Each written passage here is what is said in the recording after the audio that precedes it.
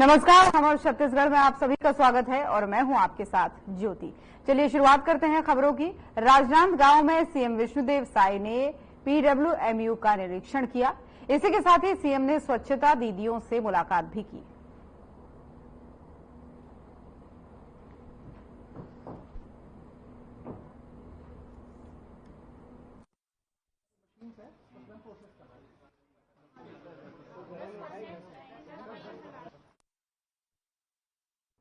मुख्यमंत्री विष्णुदेव साय से मुख्यमंत्री निवास रायपुर में केंद्रीय जल शक्ति मंत्री सीआर पाटिल ने सौजन्य मुलाकात की है।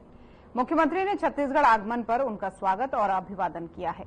इस दौरान पेयजल, स्वच्छता और इससे जुड़ी केंद्र प्रवर्तित योजनाओं पर चर्चा हुई। इसी के साथ ही इस मौके पर विधानसभा अध्यक्ष डॉक्टर रमन सिंह और उप मुख्यमंत्री अरुण साव भी मौजूद रहे।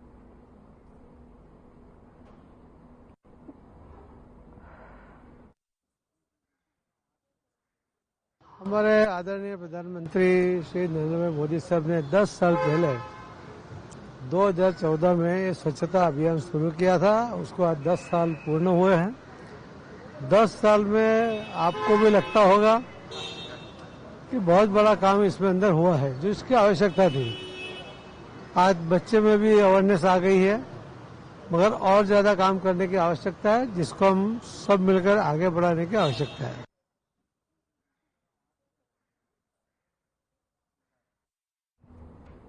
छत्तीसगढ़ प्रदेश में बढ़ते अपराधों को लेकर के कांग्रेस नेता राहुल गांधी की न्याय यात्रा की तर्ज पर प्रदेश में भी गिरोधपुरी से रायपुर तक 6 दिन की न्याय यात्रा निकाल रही है, जिसे लेकर के राजनीति भी अब शुरू हो गई है। इसी कड़ी में भाजपा के मीडिया प्रभारी अमित चिमनानी का बयान सामने आया है, जिसमें उन्होंने कहा है कि कांग्रेस की न्याय यात्रा नहीं बल्कि अन्याय यात्रा है। उनका कहना है कि कांग्रेस बड़े बड़े फ्लैक्स लगा रही है और उसमें आपराधिक प्रवृत्ति के लोगों की तस्वीरें छाप रही है। इसके अलावा आपराधिक तत्व के लोग कांग्रेस की न्याय यात्रा का स्वागत कर रहे हैं, जिससे ये साबित होता है कि कांग्रेस की न्याय यात्रा जनता के लिए अन्याय यात्रा है।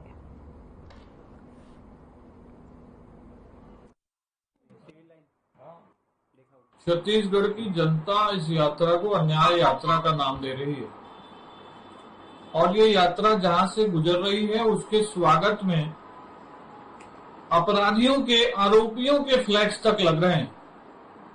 कई ऐसे लोगों के फ्लैग्स इस यात्रा के स्वागत के लिए लगाए गए हैं जिनके ऊपर केसेस दर्ज हैं, जिनके ऊपर गंभीर आरोप हैं। तो ये यात्रा क्या अपराधियों के संरक्षण के लिए निकाली गई यात्रा है कि अपराधी खुश हो रहे हैं और इस यात्रा का स्वागत कर रहे हैं? तो बड़ा स्पष्ट है कि ये यात्रा जनता के लिए नहीं है, न्याय के लिए नहीं है, बल्कि जिस यात्रा का स्वागत अपराधी कर रहे हैं तो वो यात्रा उन्हीं के लिए। सर, आप बोल रहे हैं कि अपराधियों के फ्लैक्स लग रहे हैं, कौन है अपराधी और किनके फ्लैक्स लग रहे हैं? ये प्रश्न कांग्रेस से आप पूछिए, उसके बाद भारतीय जनता पार्टी उसका प्रमाण देगी। ठीक है सर, मैं आपसे आखिरी प्रश्न, भाजपा को 9 महीने पूरे हो चुके हैं प्रदेश में सरकार बनाए हुए, जिसके जो अपराधी घटनाएं देखने को मिल रही, इसके विरोध में कांग्रेस बोले कि हमें न्याय यात्रा मिल जाए, चाहे कवर्टर घटना हो और ये जो अपराध बढ़ रहे, इस पर आप क्या कहना चाहेंगे कांग्रेस? देखिए, यही विषय मैंने उठाया कि जो आप बात बता रही हैं कांग्रेस की, ये अपराध के विरोध में निकाली जा रही है, लेकिन इसका स्वागत खुद अपराधी और आरोपी कर रहे हैं। यही हमारा कांग्रेस से प्रश्न है, इस बात को स्पष्ट करे और इस यात्रा का उद्देश्य क्या है वो बताए।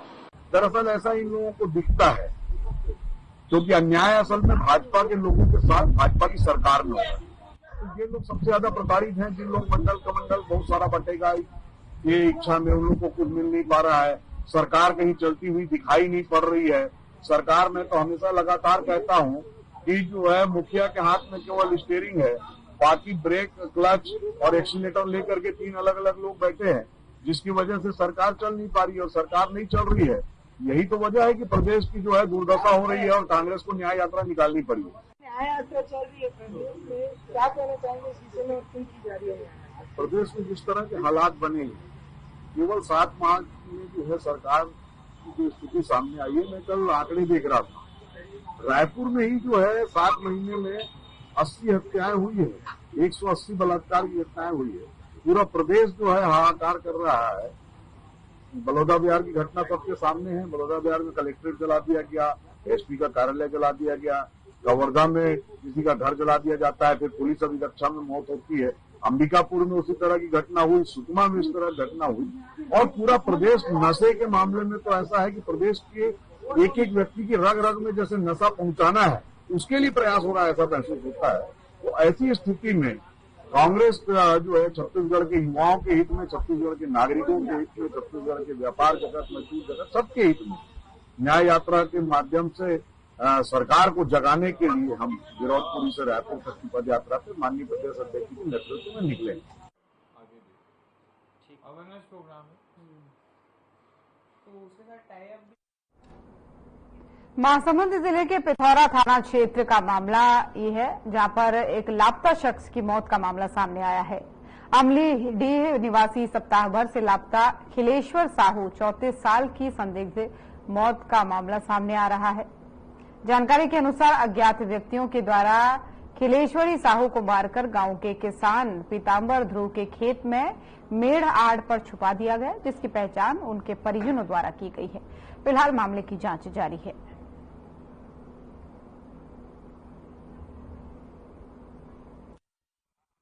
पिथौरा अंतर्गत अमलीडीह ग्राम में खेत के मेड़ में एक व्यक्ति का शव पुलिस के द्वारा बरामद किया गया था। कार्यपालिक मजिस्ट्रेट की उपस्थिति में जिसका हमारे द्वारा शव खनन कराया गया था। प्रथम दृष्टया अमलीडीह गांव से खिलेश्वर साहू नामक एक युवक का दिनांक 25 तारीख को गुम इंसान दर्ज कराया गया था, जिसके रूप में उस शव की पहचान की गई है और शव बरामद किया गया है। मर्ग पंचनामा कार्रवाई एवं पीएम रिपोर्ट इत्यादि के आधार पर अन्य तथ्यों को स्पष्ट किया जाता है। वर्तमान में हमारे द्वारा शव उत्खनन किया गया है। मर्ग पंचनामा एवं पीएम रिपोर्ट के आधार पर जो भी तथ्य स्पष्ट होंगे कि किस प्रकार का चोट है, कैसे चोट की प्रवृत्ति है, हत्या है या अन्य कुछ तथ्य है, तो वो जांच पश्चात ही स्पष्ट किया जा सकता है। थाना पिथौरा में गांव वालों द्वारा सूचना दी गई थी कि पीताम्बर ध्रुव नामक जो व्यक्ति हैं उनके खेत के पास से कुछ स्मेल आ रहा है, ऐसा लग रहा है कि कुछ दबाया जा रहा है।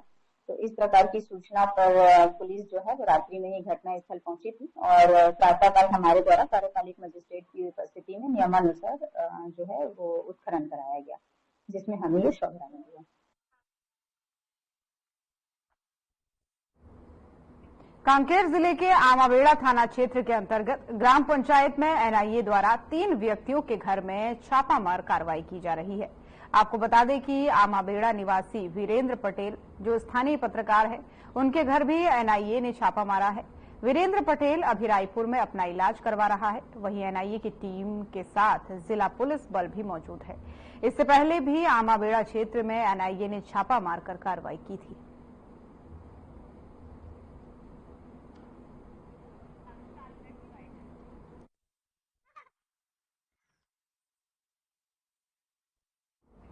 जगदलपुर में वन मंत्री केदार कश्यप ने मीडिया को संबोधित करते हुए बताया कि बीजेपी में युवा जुड़ रहे हैं। अगर ऑनलाइन और ऑफलाइन की बात की जाए तो 20 लाख के करीब पूरे छत्तीसगढ़ में अभी तक लोग इससे जुड़ चुके हैं। वहीं हमारे संवाददाता के द्वारा पूछे गए कांग्रेस की न्याय यात्रा के सवाल पर कटाक्ष करते हुए उन्होंने कहा कि कांग्रेस के लोग कई मामलों में फंसते नजर आ रहे हैं, वहीं न्याय यात्रा निकाल रहे हैं। अगर बात की जाए कांग्रेस की न्याय यात्रा की तो कांग्रेस को छत्तीसगढ़ के लोगों ने नकार दिया है। सदस्यता अभियान का एक महापर्व चल रहा है। भारतीय जनता पार्टी संगठनात्मक पार्टी है, लोकतांत्रिक पार्टी है। छोटा सा छोटा कार्यकर्ता यहां पर देश के सर्वोच्च पद तक पहुंच सकता है। ये भारतीय जनता पार्टी की लोकतांत्रिक व्यवस्था है। पूरी दुनिया में सबसे बड़े लोकतांत्रिक पार्टी के रूप में भारतीय जनता पार्टी ने अपनी पहचान स्थापित की है और दुनिया के सबसे शक्तिशाली नेता माननीय नरेंद्र मोदी जी के नेतृत्व में लगातार देश आगे बढ़ रहा है।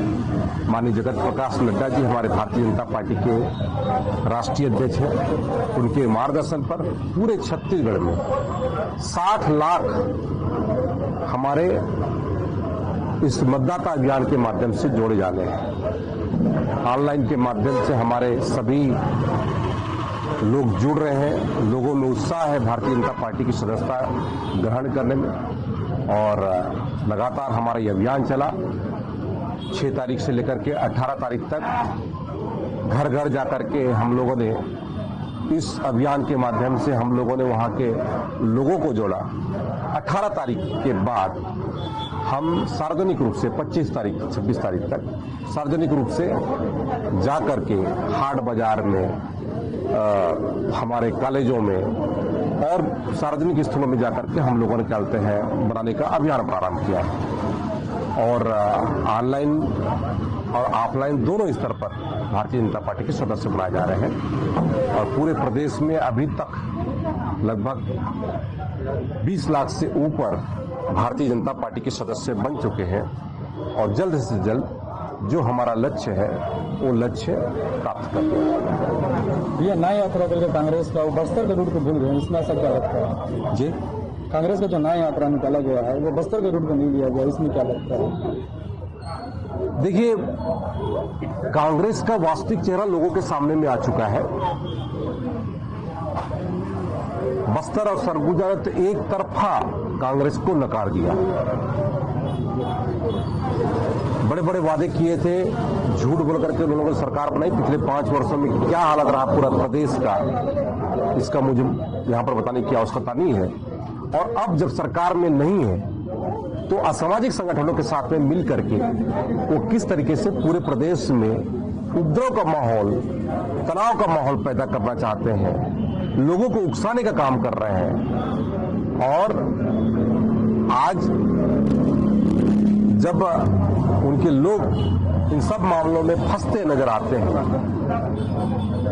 कानून के गिरफ्त में आते जाते हैं, तो वो अब न्याय यात्रा की ओर बढ़ रहे हैं। लेकिन जनता सब समझ चुकी है, इनका ये ढोंग बिल्कुल नहीं चलने वाला है और लोगों ने इनका वास्तविक चेहरा देखा है। ये कुछ भी यात्रा कर ले, अब इनकी कोई यात्रा सफल नहीं बनी। नगरीय निकाय चुनाव को लेकर आप क्या कहना चाहेंगे? आगे और संबंधित लेकर चुनाव है, इसमें क्या आपको लाभ मिल पाएगा भाजपा के? देखिए, भारतीय जनता पार्टी चाहे नगरीय निकाय चुनाव हो, चाहे हमारे स्थानीय निकाय चुनाव हो, चाहे हमारे पंचायत के चुनाव हो, उसके दिशा से पूरी तैयारी कर रहे हैं और लगातार इसके संदर्भ में हमारे भारतीय जनता पार्टी के समस्त हमारे पदाधिकारियों के साथ में बैठक का कार्यक्रम भी हमारा प्रारंभ है। उसके साथ साथ सदस्यता अभियान के तहत में हमारे प्रत्येक कार्यकर्ता एक एक वार्ड में 25-25 लोगों को प्रतिदिन सदस्य बनाने का काम भी कर रहा है। तो ये एक बहुत बड़ा अभियान है। उस अभियान के तहत में हमारे लोगों के साथ में जीवंत संपर्क बन रहा है। सदस्य बनाने का एक अभियान तो है ही, उसके साथ साथ वहां तक हमारी पहुंच हो रही है। सरकार की उपलब्धि चाहे राज्य सरकार की हो चाहे केंद्र सरकार की हो, उन उपलब्धियों से लोगों तक हम अवगत भी हो रहे हैं और लोगों के विषय को जान करके आने वाले समय में क्या रणनीति हो सकती है उस पर आप चर्चा करें।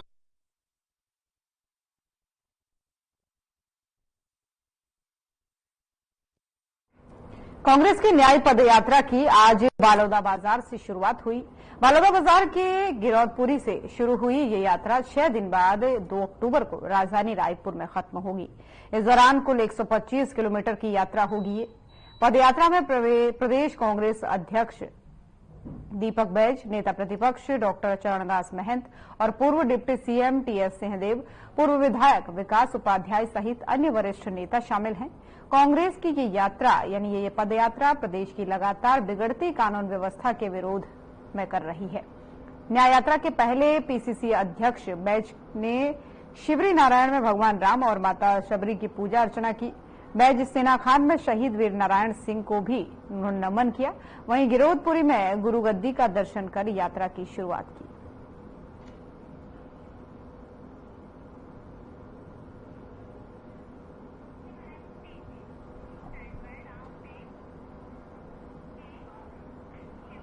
और अब मामला कांकेर चैम्बर ऑफ कॉमर्स का है, जहां एक पैनल ने चुनाव अधिकारियों पर अनियमितता का आरोप लगाते हुए चुनाव का बहिष्कार किया है। वो आपको बता दें कि घंटों बातचीत के बाद भी किसी निर्णय पर नहीं पहुंच पाने के कारण एक पैनल ने अनियमितता का आरोप लगाते हुए सभी के नाम वापसी की घोषणा करते हुए नारेबाजी की और चुनाव का बहिष्कार कर दिया। चूंकि अभी तक चुनाव अधिकारियों ने चुनाव बहिष्कार की पुष्टि नहीं की है।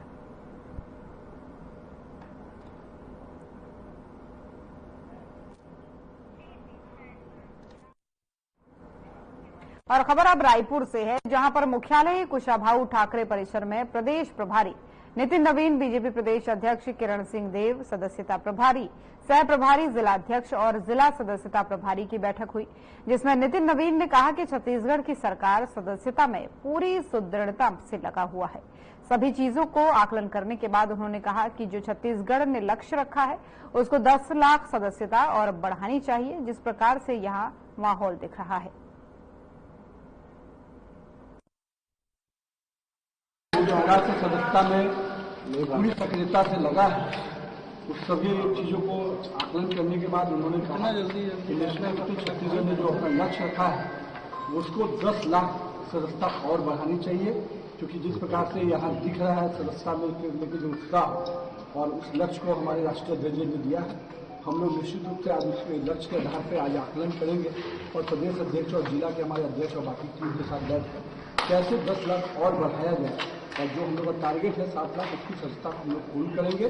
हम लोगों ने राष्ट्रीय अध्यक्ष और केंद्रीय नेतृत्व को आश्वस्त किया है कि छत्तीसगढ़ 7 लाख की सदस्यता के आंकड़े को पार करेगा, और छत्तीसगढ़ में जिस प्रकार से विष्णुदेव साय की सरकार ने पूरी तरह से राज्य के विकास में मात्र 8 महीने में उन सारे वादों को पूरा किया जो वादे पूर्व की सरकार ने 5 साल में पूरा नहीं किया है, उसको मात्र 8 महीने में जो सरकार ने पूरा किया है। तो कहीं न कहीं जनता भी हमारे साथ है और कार्यकर्ताओं का उत्साह है कि हम 7 लाख।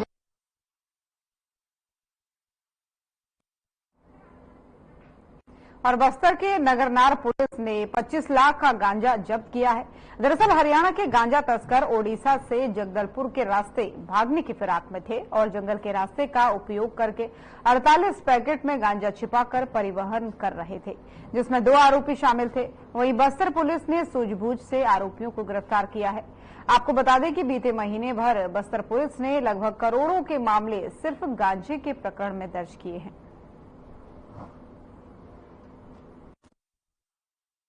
नगरनार पुलिस को गांजा तस्कर को पकड़ने में एक और सफलता मिली है। नगरनार पुलिस ने एमसीपी के दौरान हरियाणा के रहने वाले संतोष पुनिया और नवीन सैनी के कब्जे से कुल 251 किलो गांजा, जिसका मार्केट प्राइस लगभग 25 लाख रुपए है, जब्त किया है। साथ ही साथ में एक फॉर्च्यूनर कार और मोबाइल भी जब्त किया है। ये आरोपी उड़ीसा से गांजा को हरियाणा ले जाने की फिराक में थे और वहां ले जाकर उसे बेचने की फिराक में थे। पूरे प्रकरण में दोनों आरोपियों की गिरफ्तारी की गई है। जुडिशियल रिमांड पर इनको भेजा जा रहा है और पूरे प्रकरण में विवेचना जारी है।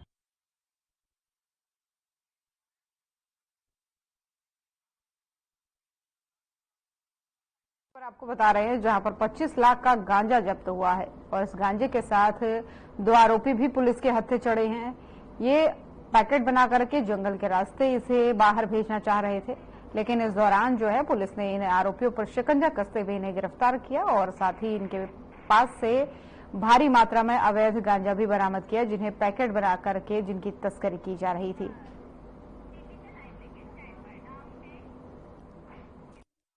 दुर्ग में प्रथम Akhil Bharatiya weight lifting cluster championship का आयोजन किया गया, जिसमें मुख्यमंत्री विष्णुदेव साय ने शिरकत की और शिरकत करते हुए जनसभा को भी संबोधित किया। राज्यों से आए प्रतिभागी बंधुगण और मीडिया के मित्रगण, आप सभी को मेरा सादर नमस्कार, जोहार। सबसे पहले मैं छत्तीसगढ़ पुलिस के अधिकारियों और जवानों को बहुत बधाई देना चाहता हूं, जिन्होंने बहुत बढ़िया तरीके से प्रथम Akhil Bharatiya weight lifting cluster championship का आयोजन किया। मैं इस अवसर पर भारतीय पुलिस कंट्रोल बोर्ड के अधिकारियों को भी आयोजन के लिए बहुत बहुत बधाई देता हूं। देश के सभी राज्यों से पुलिस विभाग की टीमें यहां आई हैं तथा केंद्रीय बलों की भी टीम इस प्रतियोगिता में भाग लेने पहुंची है।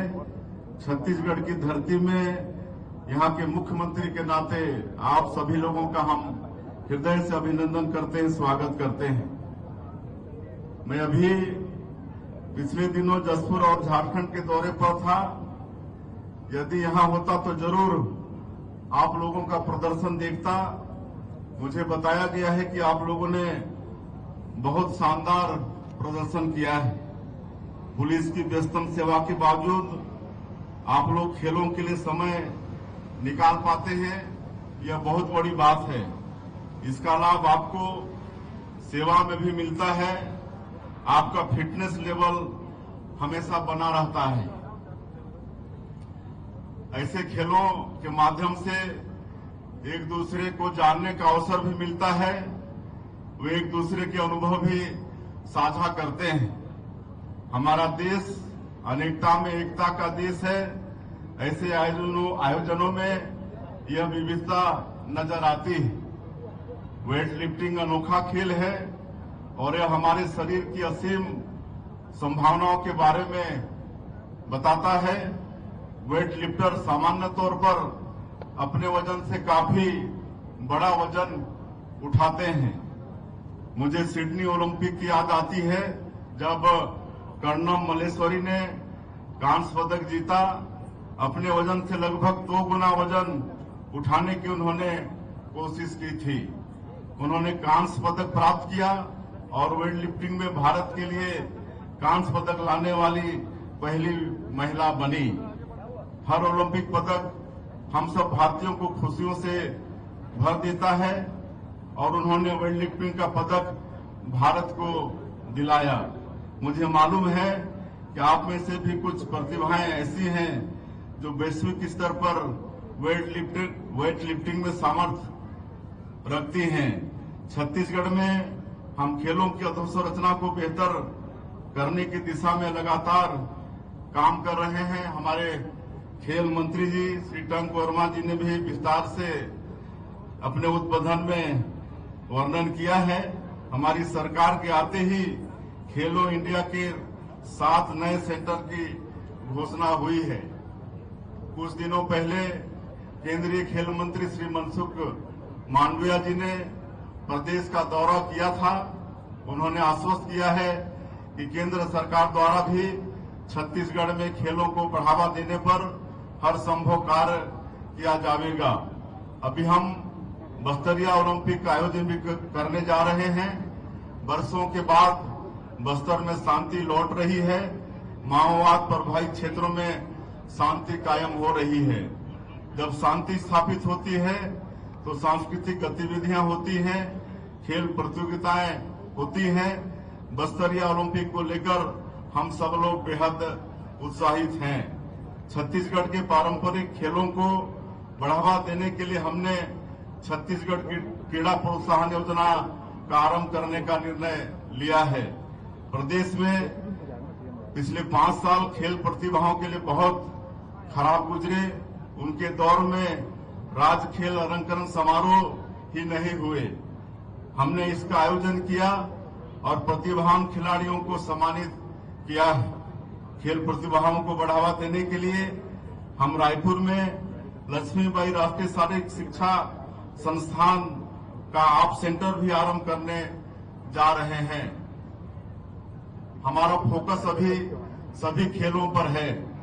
एथलेटिक अकादमी, कबड्डी अकादमी और तीरंदाजी अकादमी के माध्यम से इन खेलों में प्रतिभाओं को बढ़ावा देने का कार्य हम कर रहे हैं।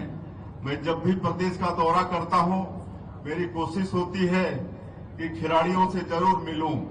जब मैं नारायणपुर गया था तो मलखंभ के खिलाड़ियों से मिला था। आज यहां पर मलखंभ का दल भी प्रस्तुति देने वाला है। इन प्रतिभाशाली खिलाड़ियों से मिलकर मन प्रसन्न हो गया। यहां देश भर से खिलाड़ी जुटे हैं।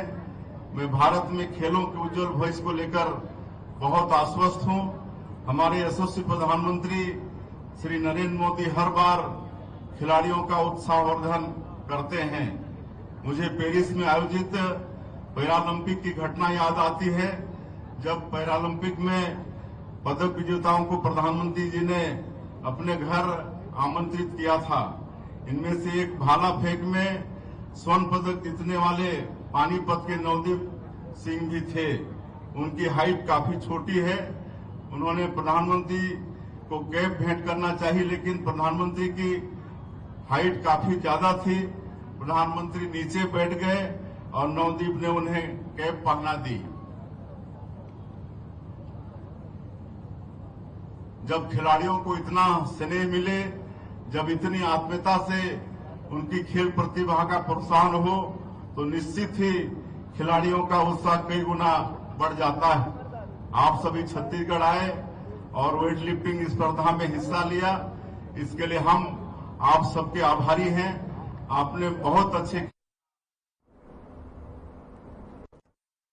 तो हमारे छत्तीसगढ़ देख रहे थे आप। बुलेटिन में फिलहाल इतना ही। खबरें लगातार जारी हैं। नमस्कार।